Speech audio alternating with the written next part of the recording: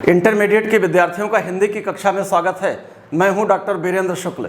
आज हम पढ़ रहे हैं हिंदी गद्य का दूसरा पाठ, जिसके लेखक हैं जैनेन्द्र कुमार।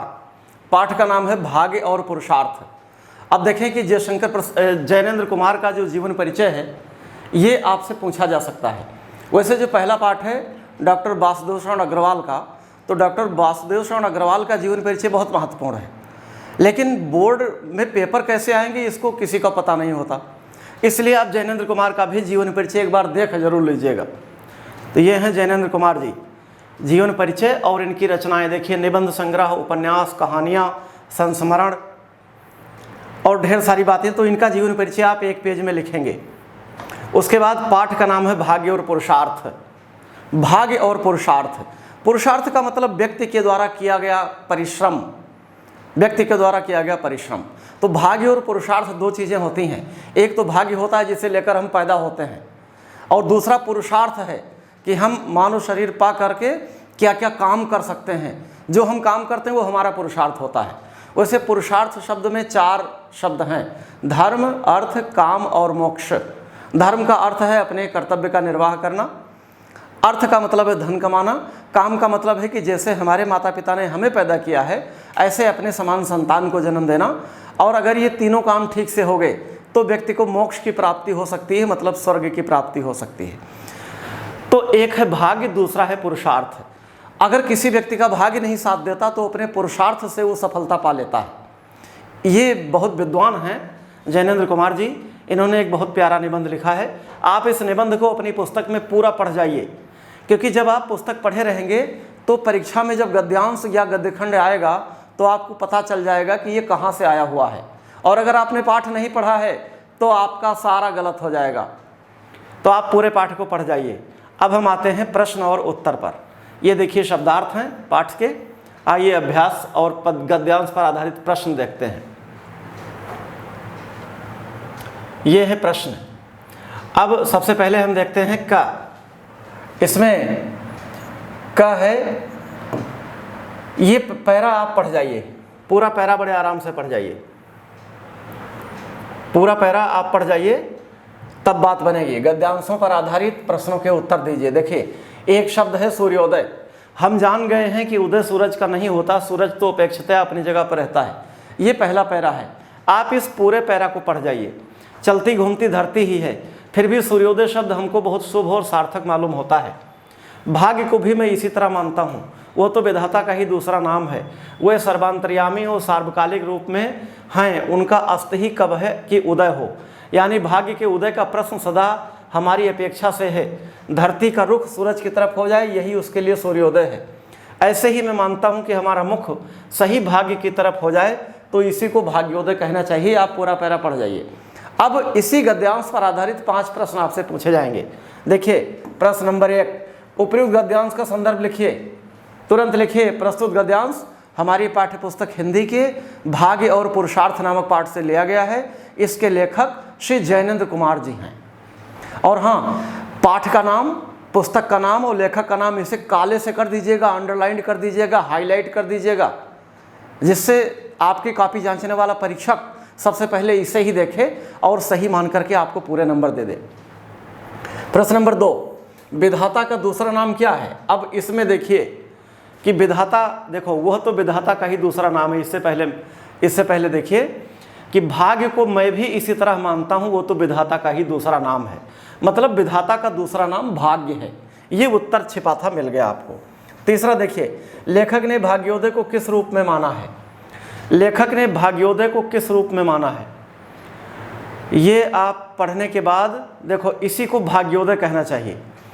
लेखक कहता है कि मैं मानता हूं कि हमारा मुख सही भाग्य की तरफ हो जाए तो इसी को भाग्योदय कहना चाहिए। इसी गद्यांश में छिपा है, आपने लिख दिया। चौथा देखिए, भाग्य विधाता का दूसरा नाम है। इस पंक्ति का आशय स्पष्ट कीजिए। भाग्य विधाता का दूसरा नाम है, कहां पर है आप खोजिए। भाग्य विधाता का दूसरा नाम है, इसे हम इस पंक्ति का आशय स्पष्ट कीजिए। ये देखो, वो तो विधाता का ही दूसरा नाम है। भाग्य को मैं इसी तरह मानता हूं, वो तो विधाता का दूसरा नाम है। मतलब भाग्य विधाता का दूसरा नाम है।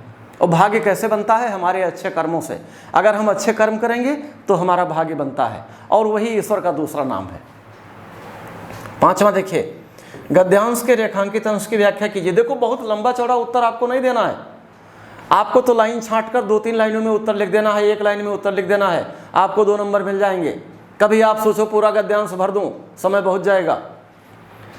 गद्यांश के रेखांकित अंश की व्याख्या कीजिए। अब देखिए रेखांकित रेखा कहाँ खींची है? यहाँ से रेखा खींची है, काली रेखा अंडरलाइन है। धरती का रुख सूरज की तरफ हो जाए, यही उसके लिए सूर्योदय है। ऐसे ही मैं मानता हूँ कि हमारा मुख सही भाग्य की तरफ हो जाए तो इसी को भाग्योदय कहना चाहिए। सबसे पहले तो आप यही उतार दीजिए, उसके बाद अर्थात, किंतु, परंतु जैसे शब्द लगाकर अपनी बात को बढ़ा चढ़ा दीजिए कि जिस प्रकार धरती और सूर्योदय का संबंध है, मतलब धरती का मुंह अगर किसी और तरफ है तो सूर्योदय कभी होगा ही नहीं। तो लेखक कहना चाहता है कि मैं मानता हूं कि हमारा मुख सही भाग्य की तरफ हो जाए, इसी को भाग्योदय कहना चाहिए। हमारा मुंह, हमारा मुख, हमारा दृष्टिकोण सही भाग्य की तरफ हो जाए। अगर हम सही काम करेंगे तो हमारा भाग्य सही बनेगा। तो इस तरह ये पैरा आपने देख लिया। अब आगे बढ़ते हैं, अगला पैरा देखते हैं। खा देखिए, पैरा खा।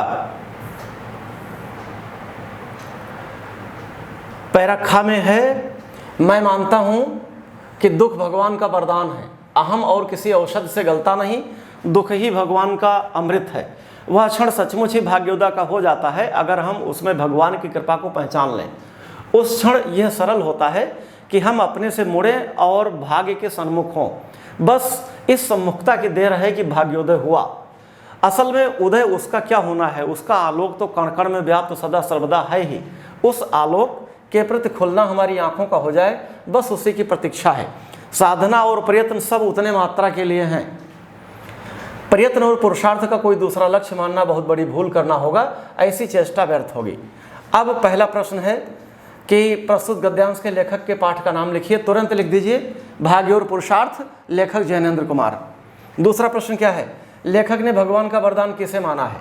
देखो, इसलिए मैं मानता हूं कि दुख भगवान का वरदान है। तो आप उत्तर कैसे लिखोगे? लेखक ने दुख को भगवान का वरदान माना है। तीसरा, लेखक दुख को किस रूप में मानता है?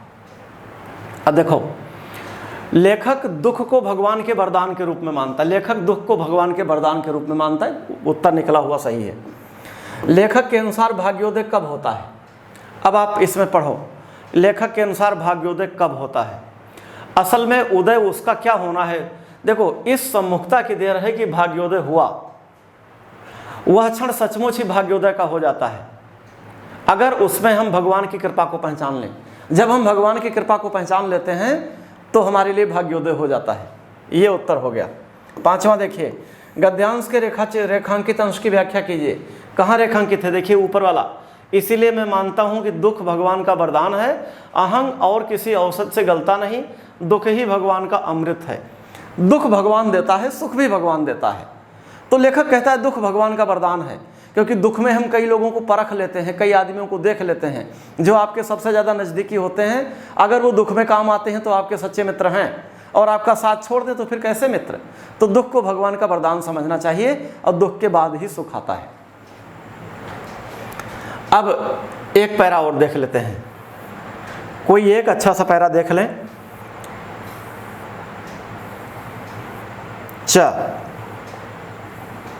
चलिए च देखते हैं, ये वाला च। दुनिया में हम देखते तो हैं कि बहुत हाथ पैर पटक रहे हैं, दिन रात जोड़ तोड़ में लगे रहते हैं। कोशिश में तो कमी नहीं है, पर सिद्धि कुछ नहीं मिल पाती। तो आखिर ऐसा क्यों है? कोशिश की पुरुषार्थ में सिद्धि माने तो यह दृश्य नहीं देखना चाहिए कि हाथ पैर पटकने वाले लोग व्यर्थ और निष्फल रह जाएं। अगर वे व्यर्थ प्रयास करते रहते हैं तो अंत में यह कह उठें कि क्या करें, भाग्य ही उल्टा है, तो इसमें गलती नहीं मानी जाएगी। ये पैरा हो गया। अब प्रश्न नंबर 1, इस गद्यांश का संदर्भ लिखिए। तुरंत लिखिए, प्रस्तुत गद्यांश हमारी पाठ्य पुस्तक हिंदी के, हिंदी को काले से हाईलाइट कर दीजिए। भाग्य और पुरुषार्थ नामक पाठ से लिया गया। भाग्य और पुरुषार्थ को भी काला कर दीजिए, हाईलाइट कर दीजिए, अंडरलाइन कर दीजिए, काली पेन से लिख दीजिए, स्केच से लिख दीजिए, कैसे भी कर दीजिए, हाईलाइट कर दीजिए। इसके लेखक श्री जैनेन्द्र कुमार जी हैं, आदर से उनका नाम लेंगे, श्री जैनेन्द्र कुमार जी। तुरंत हाईलाइट कर दीजिए। 2, रेखांकित अंश की व्याख्या कीजिए। क्या रेखांकित है? दुनिया में हम देखते तो हैं कि हाथ पैर बहुत पटक रहे हैं, दिन रात जोड़ तोड़ में लगे रहते हैं, कोशिश में तो कमी नहीं है पर सिद्धि नहीं मिल पाती। ऐसे कई लोग हैं कि दिन रात हाड़ तोड़ मेहनत कर रहे हैं लेकिन सिद्धि नहीं मिल पाती, सफलता नहीं मिल पाती। तो इसके पीछे क्या है? या तो हम सही तरीके से काम नहीं कर रहे हैं, फिर लोग कहते हैं कि हमारा भाग्य ही खराब है, ये लेखक कहना चाहता है। तीसरा प्रश्न, व्यक्ति भाग्य पर दोष कब मढ़ते हैं और अपनी गलती नहीं मानते? जब काम करने पर भी सफलता नहीं मिल पाती तब लोग भाग्य पर अपनी गलती मढ़ देते हैं और ये नहीं देखते कि हम कायदे से काम नहीं कर रहे हैं। हो सकता है भाग्य में ये लिखा हो कि कड़ी मेहनत कीजिए तब सफलता मिलेगी। चौथा, कोशिश और पुरुषार्थ में क्या अंतर है? कोशिश और पुरुषार्थ, देखो कोशिश की पुरुषार्थ में सिद्धि माने तो ये दृश्य नहीं देखना चाहिए कि हाथ पैर पटकने वाले लोग व्यर्थ और निष्फल रह जाएं। कोशिश का मतलब है प्रयास करना और पुरुषार्थ का मतलब है अपना पराक्रम दिखाना। तो कोशिश है कि कोशिश में कमी रह सकती है, पुरुषार्थ आपका प्रबल होना चाहिए। पांचवा, संसार में सिद्धि प्राप्त करने हेतु लोग क्या क्या करते हैं? संसार में सिद्धि प्राप्त करने हेतु लोग क्या क्या करते हैं? अब आप देखें कि दुनिया में हम देखते हैं कि लोग हाथ पैर बहुत पटक रहे हैं, दिन रात जोड़ तोड़ में लगे रहते हैं, कोशिश में तो कमी नहीं है पर सिद्धि कुछ नहीं मिल पाती। तो संसार में सिद्धि प्राप्त करने के लिए लोग बहुत हाथ पैर पटकते हैं, बहुत प्रयास करते हैं। बस, तो इस तरह से हमने 3 पैरा देख लिया भाग्य और पुरुषार्थ का। जरूरी नहीं इन 3 पैरा में से आ जाए, आप तो अपनी पुस्तक से जितने भी पैराग्राफ हैं, जितने भी अनुच्छेद दिए हुए हैं, सब पर रफ में लिख लिख कर अभ्यास कर लेना और अपने शिक्षक को दिखा लेना, जिससे बात बिल्कुल क्लियर हो जाए। 10 के 10 नंबर आपके कटने नहीं चाहिए। तो इस तरह ये भाग्य और पुरुषार्थ पाठ पूरा हुआ। अब हम अगला पाठ पढ़ेंगे, अशोक के फूल।